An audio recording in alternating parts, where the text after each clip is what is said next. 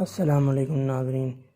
جمادی الاولیٰ سن 8 ہجری میں اردن کے مشرقی مقام موتا کے اندر صحابہ کرام رضوان اللہ عنہم اجمعین اور رومی لشکر کے درمیان جنگ موتا یا غزوہ موتا لڑی گئی۔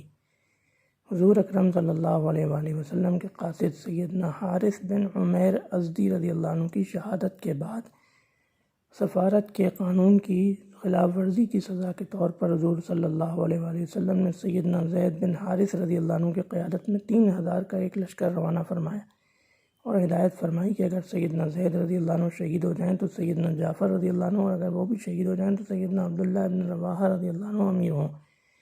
جنگ میں یہ تینوں حضرات شہید ہو گئے۔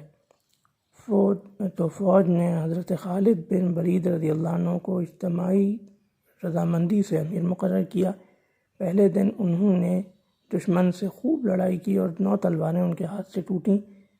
دوسرے دن انہوں نے لشکر کی ترتیب بدل دی، یعنی مختلف دستوں کو آگے پیچھے کر دیا، جس سے رومیوں کو یہ غلط فہمی ہوئی کہ مسلمانوں کی امدادی فوج آ گئی ہے۔ یہ حضرت خالد بن ولید رضی اللہ عنہ کا ایک نہایت ہی اہم جنگی کارنامہ تھا۔ پھر انہوں نے مسلمانوں کو اسلامی لشکر کو مدینہ بحفاظت پہنچا دیا۔ ناظرین، یہ تھی جنگ موتا کی ایک مختصر روایت۔ اللہ حافظ۔